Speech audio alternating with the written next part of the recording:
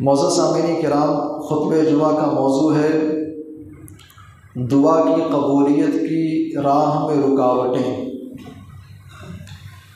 ایسے اعمال، ایسی چیزیں جو ہماری دعاؤں کو قبول ہونے سے روکتے ہیں، اسی سلسلے میں انشاءاللہ کچھ باتیں آپ کے سامنے رکھنی ہیں۔ قرآن کریم کی ایک آیت کریمہ آپ کے سامنے پڑھی گئی ہے۔ آیت کریمہ بڑی مشہور ہے، بڑی معروف ہے۔ اس آیت کریمہ کے اندر اللہ تبارک و تعالیٰ نے ہمیں اور آپ کو ایک پیغام دیا ہے۔ ترجمہ کیا ہے، مفہوم کیا ہے اور وہ پیغام کیا ہے، اسی سے گفتگو کو ذرا ہم آگے بڑھاتے ہیں۔ اللہ تبارک و تعالیٰ نے فرمایا کہ وقال ربکم، اے لوگو تمہارے رب نے یہ کہہ دیا ہے، تمہارے رب نے یہ فرما دیا ہے، اور تمہارے رب نے کیا فرمایا ہے؟ ادعونی استجب لکم۔ اللہ نے اعلان کر دیا ہے، اللہ نے یہ فرما دیا ہے، تم مجھے پکارو، میں تمہاری پکار کا جواب دوں گا۔ تمہاری زندگی کے اندر مشکلات آئیں، پریشانیاں آئیں، دکھ ہو، ٹینشن ہو، کوئی بات نہیں ہے، کہیں اور جانے کی ضرورت نہیں ہے۔ ادعونی، تم مجھے پکارو، میں تمہاری پکار کا جواب دوں گا۔ اس کے بعد اللہ تبارک و تعالیٰ نے ایک بڑی زبردست بات اللہ نے ذکر کی، ایک ڈراؤنی والی چیز، ایک ترغیب والی چیز، ایک بھیانک چیز کا اللہ نے ذکر کیا۔ وہ بھیانک چیز کیا ہے، وہ ڈراؤنی چیز کیا ہے؟ قرآن کریم آگے نقشہ کھینچتا ہے، ان الذین یستکبرون عن عبادتی۔ اللہ تبارک و تعالیٰ نے دعا کا حکم دینے کے بعد فرمایا، جو انسان میری عبادت سے اعراض کرتا ہے، جو انسان تکبر کرتے ہوئے، گھمنڈ کرتے ہوئے، اپنے آپ کو بڑا سمجھتے ہوئے میرے سامنے ہاتھ نہیں پھیلاتا، مجھ سے سوال نہیں کرتا ہے، ان الذین یستکبرون عن عبادتی، جو انسان مجھ سے مانگتا نہیں ہے، میرے سامنے اپنے ہاتھوں کو نہیں پھیلاتا ہے، جو دعا نہیں کرتا ہے، جو دستے دعا دراز نہیں کرتا ہے، اللہ نے فرمایا سیدخلون جہنم داخرین، ایسے انسان کو ذلت و رسوائی کے ساتھ جہنم کے اندر داخل کر دیا جائے گا۔ میرے بھائی اور دوستو، ذرا تصور کیجئے، اللہ تبارک و تعالیٰ دعا کرنے کا حکم دے رہا ہے، اور جو انسان اللہ سے نہیں مانگتا ہے، جو دعا نہیں کرتا ہے، اس کے بارے میں یہ وعید سنائی جا رہی ہے کہ ایسے انسان کو ذلت کے ساتھ، رسوائی کے ساتھ، ذلیل کر کے، خوار کر کے ایسے انسان کو جہنم کے اندر داخل کر دیا جائے گا۔ اس آیت کریمہ کا جو مین میسج اور جو مین پیغام ہے، وہ پیغام یہ ہے کہ آپ امیر ہو کہ غریب ہو، آپ سماج کے اندر آپ کا مقام کیا ہے، رتبہ کیا ہے، آپ کیسے بھی ہو، اللہ تبارک و تعالیٰ کے سامنے آپ ہاتھ پھیلائیے، اللہ سے مانگیے، اللہ سے سوال کیجیے، اللہ سے دعائیں کیا کرتے رہیں آپ۔ اس آیت کریمہ کے اندر یہ مین پیغام دیا گیا، اور الحمدللہ ہماری زندگی کے اندر حالات بدلتے رہتے ہیں، حالات کی تبدیلی کے ساتھ ساتھ ہم اللہ سے دعائیں بھی کرتے ہیں۔ ہم میں سے ہر شخص کبھی نہ کبھی اللہ تعالیٰ سے دعا ضرور کرتا ہے، اللہ سے ضرور مانگتا ہے، لیکن مسئلہ یہ ہے کہ ہم دعا کرتے ہیں لیکن ہماری دعائیں قبول نہیں ہوتی ہیں۔ دعا کے لیے ہم ہاتھ اٹھاتے ہیں، مانگتے ہیں، سوال کرتے ہیں، لیکن ہماری دعاؤں کا اثر ہم کو دکھائی نہیں دیتا ہے۔ دعائیں خوب ہوتی ہیں، وقت اور حالات کے تناظر میں، قوم کے تعلق سے، ملت کے تعلق سے، سماج اور معاشرے کی اصلاح کے تعلق سے۔ بارش کبھی نہیں ہوتی ہے تو بارش کے لیے، بارش زیادہ ہوتی ہے تو بارش کے رکنے کے لیے نہ جانے کیسی کیسی ہم دعائیں کرتے ہیں، لیکن دعاؤں کا اثر ہم کو نظر نہیں آتا، دعائیں ہماری قبول نہیں ہوتی ہیں۔ میرے بھائی اور دوستو، یہی چیز سمجھنے کی ہے کہ آخر دعائیں قبول کیوں نہیں ہوتی ہیں، وہ رکاوٹیں کیا ہیں، وہ بیریئرز کیا ہیں، وہ دیواریں کیا ہیں جو ہماری دعاؤں کو قبولیت کے دروازے تک پہنچانے کے راہ میں رکاوٹ بنتی ہیں، دیوار بن کر کے کھڑی ہو جاتی ہیں۔ ہماری دعائیں قبول کیوں نہیں ہوتی ہیں، رکاوٹیں کیا کیا ہیں؟ سب سے پہلی رکاوٹ، ہماری دعاؤں کے قبول نہ ہونے کی سب سے پہلی وجہ اور سب سے اہم رکاوٹ جو ہے، وہ رکاوٹ ہے حرام کمائی۔ اگر کوئی انسان، اس کی کمائی، اس کی انکم اگر حرام پر مشتمل ہے، انسان اگر حرام کماتا ہے، اس کے کھانے کے اندر، پینے کے اندر، پہناوے کے اندر، گھر کے اندر، کاروبار کے اندر اگر حرام کی ملاوٹ ہے، حرام مال اس کے اندر ملا ہوا ہے، میرے بھائی اور دوستو، پھر ایسا انسان دعائیں کرتا رہے، ایسا انسان مانگتا رہے، ایسا انسان فریاد کرتا رہے، یاد رکھیے حرام کمائی انسان کی دعا کی قبولیت کی راہ میں ایک بہت بڑی رکاوٹ ہے۔ ایک محدث گزرے ہیں امام طبرانی رحمہ اللہ۔ امام طبرانی رحمہ اللہ کی کتاب ہے المعجم الکبیر۔ المعجم الکبیر کے اندر ایک روایت ذکر کرتے ہیں، واقعہ بڑا مشہور ہے، حدیث بڑی مشہور ہے۔ امام طبرانی رحمہ اللہ عبداللہ ابن عباس رضی اللہ عنہ کے طریق سے وہ روایت ذکر کرتے ہیں۔ عبداللہ ابن عباس رضی اللہ عنہ کہتے ہیں کہ ایک مرتبہ اللہ کے نبی کے سامنے قرآن کریم کی ایک آیت کریمہ پڑھی گئی، صحابہ بیٹھے ہوئے تھے، ایک آیت کی کسی نے تلاوت کی۔ کون سی آیت تھی؟ سورہ بقرہ کی آیت پڑھی گئی، یا ایھا الناس کلوا مما فی الارض حلالا طیبا۔ اللہ کے نبی کے سامنے آیت کریمہ پڑھی جاتی ہے، اے لوگو اس روئے زمین کے اوپر جو حلال روزی ہے، جو طیب روزی ہے، جو پاک روزی ہے، اے لوگو اس روئے زمین کے اوپر جو حلال رزق اللہ نے دیا ہے وہ حلال روزی کھاؤ۔ اللہ کے نبی کے سامنے آیت کریمہ پڑھی گئی، ایک صحابی کھڑے ہوتے ہیں سعد بن ابی وقاص رضی اللہ عنہ، اور کہتے ہیں یا رسول اللہ ادعو اللہ، آپ اللہ تعالیٰ سے میرے لیے دعا کر دیجئے۔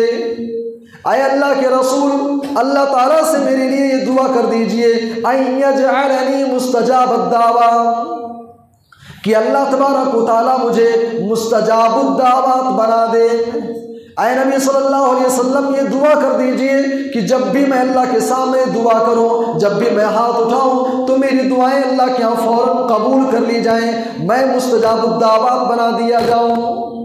سعد بن ابی وقاص رضی اللہ عنہ نے اللہ کے نبی سے یہ فریاد کیا، اللہ کے نبی کے سامنے یہ بات رکھتے ہیں کہ آپ دعا کر دیں میں مستجاب الدعوات ہو جاؤں، دعا کروں دعا قبول ہو جائے، اللہ سے کچھ مانگوں وہ چیز فوراً قبول ہو جائے، مجھے مل جایا کرے۔ اللہ کے نبی صلی اللہ علیہ وسلم نے کہا یا سعد، اے سعد اگر چاہتے ہو کہ مستجاب الدعوات بنا دیے جاؤ، اگر چاہتے ہو کہ تمہاری دعائیں قبول ہو جائیں، اللہ کے نبی نے فرمایا اطیب مطعمک، اپنے کھانے کو تم پاک کر لو، تکن مستجاب الدعوات، تم مستجاب الدعوات بنا دیے جاؤ گے۔ شرط یہ ہے اطیب مطعمک، اپنے کھانے کو حلال کر لو، اپنی روزی کو حلال کر لو، اپنی رزق کو پاک کر لو، تمہاری دعائیں اللہ کے ہاں فوراً قبول کر لی جائیں گی۔ اس کے بعد اللہ کے نبی نے فرمایا قسم ہے اس ذات کی جس کے ہاتھ میں محمد کی جان ہے، ایک انسان اگر اپنے پیٹ کے اندر ایک حرام لقمہ ڈالتا ہے، ایک حرام کمائی کا دانہ ڈالتا ہے، پیارے نبی صلی اللہ علیہ وسلم کہتے ہیں 40 دنوں تک اس کی کوئی بھی عبادت، کوئی عمل اس کا قبول نہیں کیا جاتا ہے۔ میرے بھائی اور دوستو، یہ المعجم الکبیر کی روایت ہے۔ امام طبرانی رحمہ اللہ نے اس روایت کو اپنی کتاب میں ذکر کیا ہے۔ یہ واقعہ بڑا مشہور ہے، یہ روایت بڑی مشہور ہے، لیکن آپ کے علم کے لیے بتاتا چلوں یہ روایت ضعیف ہے، یہ روایت صحیح نہیں ہے۔ امام البانی رحمہ اللہ نے اس روایت کو ضعیف جدا قرار دیا ہے، یہ روایت صحیح نہیں ہے۔ اب سوال یہ پیدا ہوتا ہے جب روایت صحیح نہیں ہے، روایت ضعیف ہے، تو پھر اس سے یہ مسئلہ نکالنا کہ حرام روزی، حرام کمائی دعا کی قبولیت کی راہ میں رکاوٹ بن رہی ہے، یہ مسئلہ کہاں تک درست ہوگا؟ میرے بھائی اور دوستو، یہ روایت ضعیف ہے، لیکن اور دوسری روایتیں ہیں، دوسری احادیث ہیں جو اس معنی کی ہیں، جو اس مفہوم کی ہیں، جو یہ معنی اور یہ مسئلہ اور یہ مفہوم ہم کو دیتی ہیں کہ انسان اگر حرام کمائی اختیار کرتا ہے، انسان حرام خوری کرتا ہے، اس کے مال میں حرام کی ملاوٹ ہوتی ہے، تو حرام خوری دراصل انسان کی دعاؤں کی قبولیت کی باب میں ایک بہت بڑا بیریئر ہے، ایک بہت بڑی رکاوٹ ہے۔ صحیح مسلم کی روایت آپ بارہا سنتے رہتے ہیں، اللہ کے نبی صلی اللہ علیہ وسلم نے ایک آدمی کا ذکر کیا، لمبا سفر طے کر کے آتا ہے، لمبا سفر طے کر کے آیا، اللہ کے نبی صلی اللہ علیہ وسلم کہتے ہیں اپنے ہاتھوں کو آسمان کی طرف اٹھاتا ہے، دعا کرتا ہے یا ربی، اے میرے رب میری یہ مصیبت ہے، یہ پریشانیاں ہیں، یہ بلائیں ہیں، یہ آفتیں ہیں، اللہ تعالیٰ سے خوب مانگتا ہے۔ پیارے نبی صلی اللہ علیہ وسلم نے کیا فرمایا؟ अल्लाह के नबी ने फरमाया वमतअमुहु हराम वमशरबुहु हराम वमलबसुहु हराम वगुज़िया बिल हराम। प्यारे नबी ने फरमाया हालांकि उसका खाना भी हराम का है, उसके जिस्म के अंदर जो पानी गया है वो पानी भी हराम का, जो लिबास उसने पहना है वो लिबास भी हराम का है, यहाँ तक कि उसकी परवरिश भी हराम रोज़ी से की गई है। उसके बाद अल्लाह के नबी ने जो जुमला कहा वो जुमला काबिल गौर है। प्यारे नबी ने फरमाया फ़अन्ना युस्तजाबु लिज़ालिक, ऐसा इंसान जिसका खाना हराम का, जिसका पीना हराम का, जिसके जिस्म पर लिबास है वो भी हराम का है। अल्लाह के नबी कहते हैं फ़अन्ना युस्तजाबु लिज़ालिक, ऐसे इंसान की दुआ कैसे कबूल की जाएगी। मेरे भाई और दोस्तों, आज हम दुआ करते हैं और कहते हैं दुआ कबूल नहीं होती है, कारोबार अच्छा नहीं चल रहा है, इंसान दुआएं किए जा रहा है, दुआ कबूल नहीं हो रही है। मेरे भाई और दोस्तों, इस तनाज़ुर में आप गौर कीजिए, इस पहलू पर भी आप गौर करें। कहीं ऐसा तो नहीं है कि आपके माल के अंदर हराम की मिलावट है, कहीं ऐसा तो नहीं है कि आप सूदी कारोबार कर रहे हैं, कहीं ऐसा तो नहीं है कि हराम माल आपकी कमाई के अंदर आ चुका है। अगर हराम की मिलावट है तो हराम कमाई, हराम माल दुआ की कबूलियत की राह में एक बहुत बड़ी रुकावट है। और आगे बढ़िए, दूसरी चीज़, दुआ की कबूलियत की राह में जो दूसरी चीज़ जो रुकावट बनती है दुआओं के कबूल होने के ताल्लुक से, दूसरी चीज़ क्या है? गुनाहों का इर्तिकाब करना। अगर किसी इंसान की ज़िंदगी के अंदर गुनाह पाए जा रहे हैं, कोई इंसान नाफरमान है, अल्लाह के साथ मासियत करने वाला है, गुनाहों में डूबा हुआ है, और ऐसा इंसान फिर दुआएं करे, ऐसा इंसान दुआएं करे, मेरे भाई और दोस्तों, गुनाह दुआ की कबूलियत की राह में बहुत बड़ी रुकावट है। आप खुद तसव्वुर कीजिए भाई, आप खुद गौर करें, समाज के अंदर, माशरे के अंदर आपको कुछ सामान लेना होता है, आप किसी दुकान पर जाते हैं, जिस दुकान पर सामान लेने आप गए हैं, अगर दुकानदार से जाकर के आप गाली से बात करेंगे, बदतमीजी से बात करेंगे, उससे गुस्सा दिलाएंगे, उससे झगड़ा करेंगे, और झगड़ा करने के बाद फिर आप ये सोचें कि सामने वाला आपको सामान दे देगा, बहुत मुश्किल है भाई। अगर किसी से आपका लफड़ा है, झगड़ा है, तो अगर सामने वाला आपसे नाराज है, सामान देना तो बहुत दूर की बात है, आपका चेहरा भी देखना गवारा नहीं करेगा। भाई हम अल्लाह के सामने हाथ फैलाते हैं, हम अल्लाह से मांगते हैं, दुआएं करते हैं, अल्लाह बदअमनी का माहौल है, ऐ अल्लाह समाज और माशरे के अंदर बेहयाई आम हो रही है, ऐ अल्लाह समाज और माशरे के अंदर बुराइयां बढ़ रही हैं, इंसान दुआएं कर रहा है, इंसान दुआएं मांग रहा है, और कैफियत क्या है? अल्लाह को नाराज करके बैठा है। कभी झूठ बोल करके रब को नाराज किया, कभी गीबत करके रब को नाराज किया, कभी चुगली खा करके, कभी समाज और माशरे के अंदर फितने बपा करके इंसान रब को नाराज करके बैठा है। इधर गुनाह कर रहा है, उधर दुआएं भी कर रहा है, इधर झूठ चोरी बेईमानी भी कर रहा है, उधर रब से दुआएं भी कर रहा है। मेरे भाई और दोस्तों, याद रखिए, दुआओं की कबूलियत की राह में गुनाह एक बहुत बड़ी दीवार है जो आपकी दुआ को कबूलियत के दरवाजे तक पहुंचाने के बाब में हाइल है, माने है, आगे बढ़ने नहीं देगा।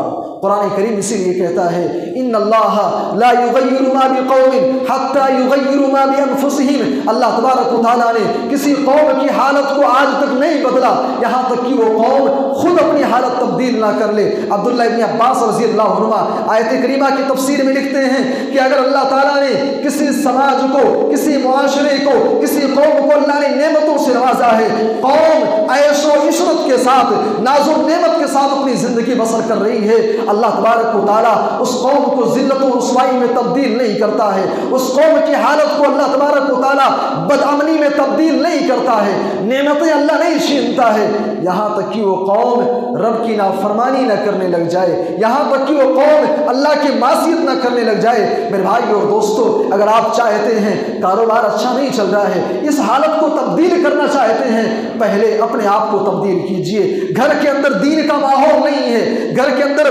बेहयाई है, घर के अंदर बुराइयां हो रही हैं, बच्चे लाइन पर नहीं हैं, बेटियां लाइन पर नहीं हैं, वाइफ लाइन पर नहीं है, घर के अंदर एक अजीब सा माहौल बना हुआ है, दीनी माहौल कायम करना चाहते हैं। मेरे भाई और दोस्तों, अगर इस हालत को तब्दील करना है तो गुनाहों वाली हालत को तब्दील करना पड़ेगा। अगर ऐसा करोगे तो जाकर के सुधार आएगा, तब जाकर के आपकी दुआएं कबूल होंगी।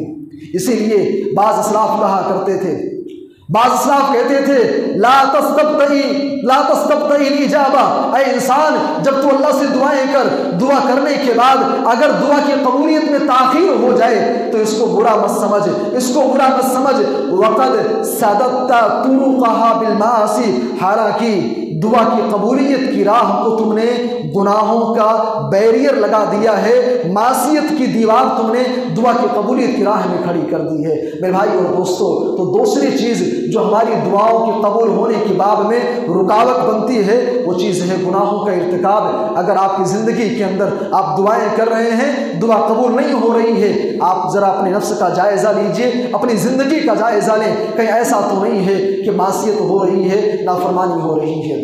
اور آگے بڑھیے، دعا کی قبولیت کی راہ میں جو چیزیں رکاوٹ بنتی ہیں، جو چیزیں ہماری دعاؤں کو قبول ہونے سے روکتی ہیں، تیسری چیز ہے امر بالمعروف اور نہی عن المنکر کا فریضہ انجام نہ دینا۔ امر بالمعروف اور نہی عن المنکر کا کام نہ کرنا۔ یہ امر بالمعروف کیا ہے بھائی؟ امر بالمعروف کہتے ہیں بھلائی کا حکم دینا، خیر کی دعوت دینا، اور نہی عن المنکر یہ ہے کہ لوگوں کو برائی سے روکا جائے، منکر سے روکا جائے۔ اگر سماج کے اندر، معاشرے کے اندر، سب سے پہلے اپنے گھر کا جائزہ لیں، پڑوسیوں کا، رشتہ داروں کا اور سماج کا آپ جائزہ لیں۔ اگر سماج کے اندر ایسے لوگ موجود ہیں، ایسے لوگ پائے جا رہے ہیں جو خیر سے دور ہیں، نیکیوں سے دور بھاگتے ہیں، مسجدوں سے دور بھاگتے ہیں، دینی محفلوں سے دور رہنے والے ہیں، اگر ایسے لوگ ہیں تو آپ کی ذمہ داری بنتی ہے کہ آپ ان کو دین سے قریب لائیے۔